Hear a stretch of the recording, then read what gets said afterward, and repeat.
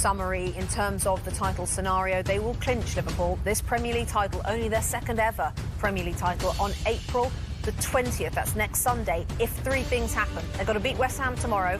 They've got to hope that Arsenal lose at Ipswich on April the 20th. Ipswich have only won 4 games all season, though. And then Liverpool have to beat Leicester at Leicester on April the 20th. That's the earliest title scenario for Liverpool. So it is all now about Liverpool's race to win this Premier League title as we welcome you back inside our studio. Robbie Mustoe, Gary Neville, Rebecca Lowe. And it's a chance really to look at Arsenal now that it is virtually, Gary, all said and done in terms of that title race. 10 points now. Liverpool have that game in hand. When you look at them, not just today, but I'm talking about the season in general now under Mikel Arteta, have they progressed or regressed? I mean, that will depend wholly now on the Champions League. If they win the Champions League, then all will be forgiven. But otherwise, their league performances have been a big letdown. I think that if Manchester City weren't going to win the league, which they've done in the last 4 seasons, Arsenal had to be the team that were there waiting. They're not. They're not even on the shoulder of Liverpool to put pressure on them in this last few weeks. Liverpool are going to win it at a canter. I think that's a big disappointment. And where Arsenal have been in the last couple of seasons, you felt as though they were a team that were growing in Premier League title races and getting better. So what's happened this season, I think they've gone backwards. They've gone backwards, I think, from the start of the season in terms of their recruitment. They never covered themselves for the likely injury to Havertz, who was their only centre-forward. He didn't really fancy Jesus as a centre-forward. Ødegaard's another big drop-off, I think, for them. I think they've lost Edu off the pitch. They've lost, obviously, their CEO as well, who's obviously now he's going to Tottenham. So I just think there's things at Arsenal that, look, the Champions League is a huge opportunity for them, but the league is your bread and butter. And I think Mikel Arteta was building a squad to win the Premier League title, and this was the season that he really should have been there and been close with Liverpool, and he's not, and I think it's a letdown. Have they gone backwards? I don't think so. And I hear that, and I agree with quite a bit of that, but I still think they're going to be the second-place team again, third season on the trot. I know you want it to go over the line. I think the injuries to key players at different parts of the season has to be considered. Has to be considered. And I know, in terms of the recruitment, they've got a strong goalkeeper, they've strengthened defensively, they've strengthened in midfield, and yeah, it's kind of accepted that the front line is the last bit and the most important bit to strengthen. To get Jesus and Havertz out for periods of time, Saka, Ødegaard earlier in the season, I find it harder to criticise the team in terms of how they've played this season based on those disappointments. Liverpool have been the only team that have had very few injuries. Everybody else has had injury problems. It makes a difference. Man City, with everybody that they've had out injured. And we can go round the houses and talking about this and that. Injuries make a difference. And I know there's got to be a squad situation, but when you're trying to win the title and the team at the top has got very few injuries and everything's going well for them, and if you've got a few injuries, it's hard to keep up the pace of it. So, listen, they do need another striker. But I wouldn't agree that they've regressed, that they've gone backwards. He's getting closer. It was just a difficult season with injuries and to try and stop. But we're always going to try and sort of let Arsenal off the hook. A couple of seasons ago, it's because of basically Saliba being injured, and they bought some defenders. They bought Timber, they bought Kivior. So they've had Gabriel and Saliba available for most of the season. They've had Rice available for most of the season. I think they've got the worst attacking squad in the top 6. I think Newcastle's is better, I think Villa's is better, I think City's is better, I think Liverpool's is better. They've all got 4 or 5 players that you mean that if one drops off, Liverpool have got 5, 6 options up top. Villa have now got 5 or 6 options up top. Newcastle have got 4 or 5 really good options up top. City have got Haaland, they've got Marmoush, they've got Foden, they've got Sabino, they've got other players, Doku. So why have they left themselves so woefully short where Ødegaard and I think woefully short's a little harsh. Martinelli got good numbers last year. Saka got good numbers last year. Trossard's been... I know he's not a big-time player. Havertz is their only centre-forward. I know. Well, Jesus is a centre-forward too. No, but Jesus, he doesn't even fancy Jesus as a centre-forward. I mean, Havertz, for me, he's half a centre-forward at best, and I accept he's done a good job for them, but they so needed a centre-forward. It was obvious to everybody to leave themselves without a centre-forward and back up in other positions up front.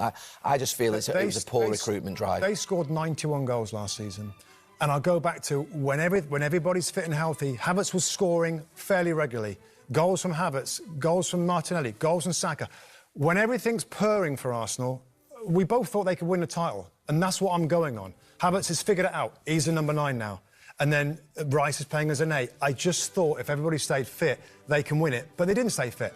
And it's just how much you criticise a club for not finding backups, which I agree with, in terms of another bit of star quality up front. And that's why there's talk about Isak and Sesko and all these strikers that might be the final piece. They keep saying Arsenal they can't get hold of the right centre-forward, but City by Marmoush, Aston Villa go and get 3 forwards in January. They just needed a couple of half-decent bodies to play up there. They can't leave themselves with Mourinho up front in a title race. They've left themselves with Mourinho up front in a title race. That is not good enough.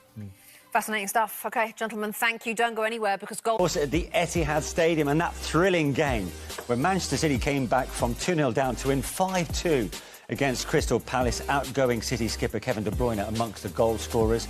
Leicester ended their 8-game losing run with a 2-2 draw away to Brighton. The Foxes scoring their first league goals, incredibly, since January the 26th. Abdoulaye Doucouré scored a 94th minute winner for Everton to inflict a huge blow on Nottingham Forest Champions League hopes. Villa, however, boosted their own Champions League aspirations with a big winner, already relegated Southampton, which saw the Saints concede 3 penalties, 2 of them missed by Marco Asensio. And at the Emirates, it's finished 1 apiece between Arsenal and Brentford. On Sunday, 4 games. We've got Chelsea, Ipswich, Liverpool, the leaders, against West Ham. Wolves take on Spurs. And now Newcastle take on Manchester United. Eddie Howe won't be in the dugout for the Magpies as he's unwell and currently in hospital. Jason Tindall and Graham Jones will take temporary charge of that game. And we all wish Eddie Howe a speedy recovery. And on Monday, the match week rounds off the vitality between Bournemouth and Fulham.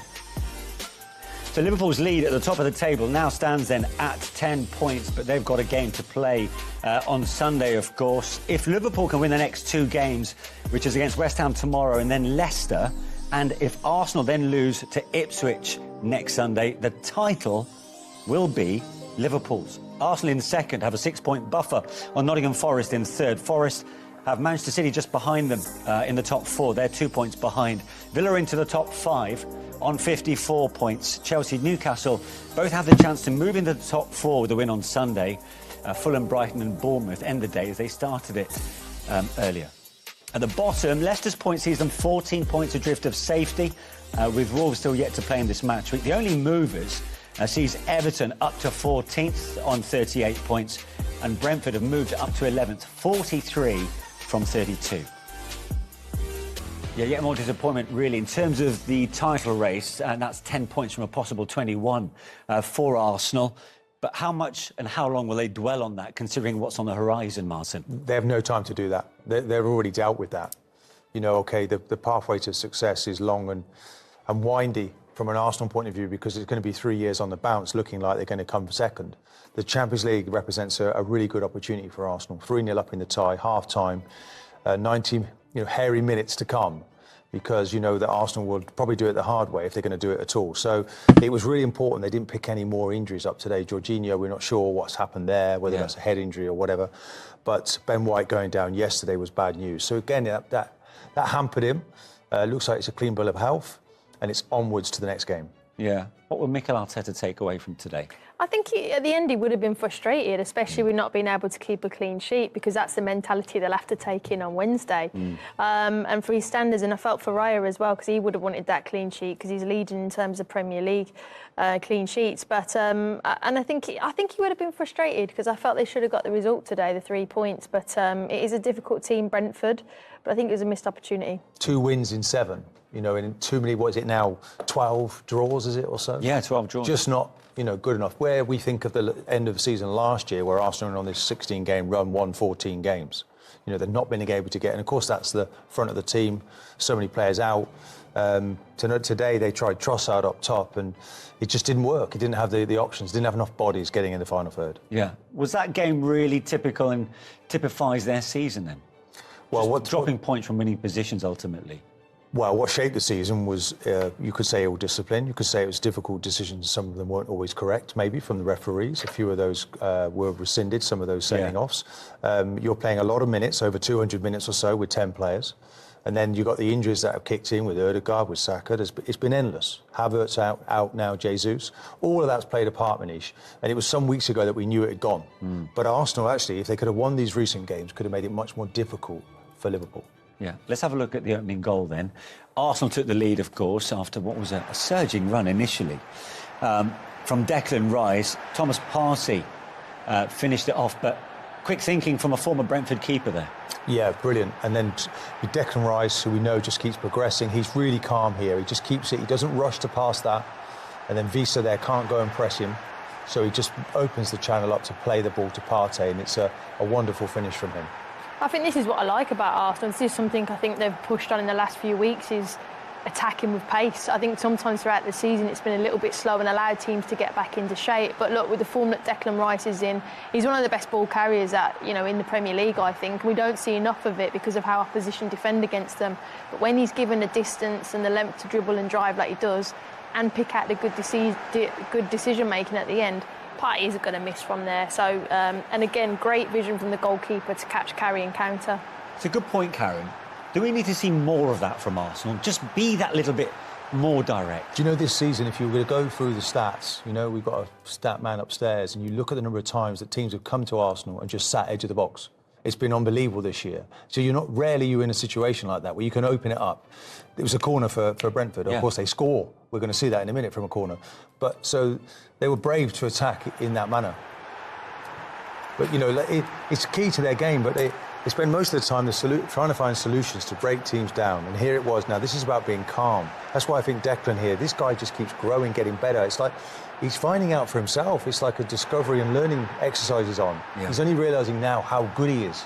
I can take these corners. I can take the free kicks, but also I can carry the ball with composure and then find the perfect pass. Yeah. And also, I hasten to add patience. Releasing that ball at just the right time, and also giving Partey a bit of opportunity to just weigh up his options. But you do that in training a lot. You do those kind of 3v2s and those attack. We used to do it all the time, and it is just about making the right decision and keeping it nice and calm. But I do think, actually, I know Martin's right, they do play against teams that sit a little bit deeper, but I do think there's been times when they can drive and attack a lot quicker. And I think when you have the players like Martinelli, Saka and Declan Rice who can carry at big distances at pace, I think they need to do that a little bit more next season, because I think that could be the difference from second to first. Don't slow it down all the time. It allows people to block up and do what Martin said. And I really think that has been a problem for Arsenal the last couple of seasons. Is that down to the profile of players they bring on board over the summer? I think they've got to move the ball quicker. Yeah. In an Arsene Wenger team, it was one touch, two touch. And then you give the ball to the guys who've got that explosive pace. Once or twice, Martinelli isn't quite certain. It's like, have a trick and just knock it out your feet like an Overmars would have done. And he has the pace. And when it doesn't work for him, you can see him dropping in confidence. Right at the end there, Arsenal were really going for it. With Ødegaard back on the pitch, one of these sort of goal game controllers, they were better. They played Zinchenko, let's not forget, in a kind of a 10 role at times today in the pockets. And that, you're trying to find rhythm and you have to keep making all these changes. I think that upset Arsenal today. Talking of Partey, who's... At the Emirates Stadium, they managed to find an equaliser, and I'm delighted to say the goal scorer, Yoane Wissa, is waiting to speak to us now. Congratulations, Yoane. Thanks for speaking to us. Tell us what it's like to perform as well as that against such a good team as Arsenal. Hello, everyone. It's really hard. It's really hard to perform against these guys. I think they are in very, very good shape. We struggle the first half. To be fair, I had the feeling like it was a boring game first half for us, and second half like we tried to had more chance to go more forward, and of course we consider a counter. I think we could avoid, and after that we just try to make sure like we come back, and we know that we are strong on set pieces. And to be fair, the goal I scored is this kind of goal I scored in training. So I was quite happy to score that goal, especially today. Well, we've seen you do that lots of times. We'll come to that in just a moment, Yoane. But you said it was a struggle in the first half. Why do you think that was? I don't know. A bit of everything. Sometimes it can be a bit too much stress, too more emotional against these guys, and they are very good on the ball. They are very good players. So I don't know. Sometimes we just pull the ball away. I think we could stay. I think we could stay more calm on the ball. This is what we've done straight after on the second half. I think that's the good thing. I'm happy with the guys. Yoane, congratulations on a good point and obviously your goal. Talk us through it. It's a really smart finish. Yeah. I know the target was back back stick, and as soon as I see the Nave hit the ball, I knew like I could like definitely had a chance to finish, but I let the ball go, and I know like just put the ball on target, and when it's like that, it's really close with the on the goalkeeper. It's hard to save it, and I just try to put on target, and it was a tap in, I would say. And I like that smile. 15 goals for you this season, 15 Premier League goals. It feels to me it's like you're in the form of your life. Would that be a fair assessment? Yeah, that's fair. That's really fair. First of all, because I had like very good conversation with Thomas. He gave me a lot of love, a lot of confidence, and after that I need to just step forward with the guys, talk with them, and after that, after the first, second, third goals, you just like go through, and I think I step up my game as well on the ball, protect more the balls and try to link the play. I think I'm definitely for my life, especially in Premier League, because I know it's really, really tough. So I need to be more stronger than ever, especially when I play like as a striker. But I'm good because Thomas gives me a lot of freedom and he trusts me. So I'm really pleased with that. Tell us about that conversation, Yoane, with your manager. Was that something that you sought him out, or did he come to you because he maybe saw that you were struggling a little bit with confidence? To be fair, we had the conversation end of last year about the fact like I will be the striker because I started playing well end of the last year. And this year I knew like I'm going to play a striker, and Thomas just come to me and said like, of course, like we know Ivan is leaving, but I trust you. We bring Thiago just to be you two together in front, and lucky he's been injured. So I know like I need to step up my level. The guys trust me. So yeah, he just like he knows like where I play and how hard I work, because this is the only thing he wants from a player. So and after that, give me a lot of freedom. Of course, he helps when he score goals, but I think that's the only thing he helped me a lot. That's the confidence he give it to me, and the trust, especially because I know what I can do on the pitch. But if you don't trust me, I can be a bit frustrated or scared to do something. But I think he gives me a lot of love, and this is what I need. Yoane, tell us about the attitude and the mentality of yourself and this Brentford team that just doesn't know when it's beat. So many times you come back from a goal behind, and when you get yourselves back in it, you look to win the game and you know, salvage some points. That's the thing. We are a team. I think as you can see, we had the same 11 almost every time. It's only one or two changes by game, but we know like you can trust to each other. Even the goal we concede, you can see how hard I try to come back. Even I'm a striker, but it's like this mentality. Take not everything for granted. We are lucky to be in Premier League, but we need to work hard. And to be safe in Premier League is not the easy thing. So I think that's the thing. That's the mentality Thomas wants us to have. And yes, just try to be. Try to understand the way we are lucky to stay in Premier League, and how we need to work hard to win game, because every point is really important, and that we know that. Well, Yoane, we wish you well for the rest of this season and beyond.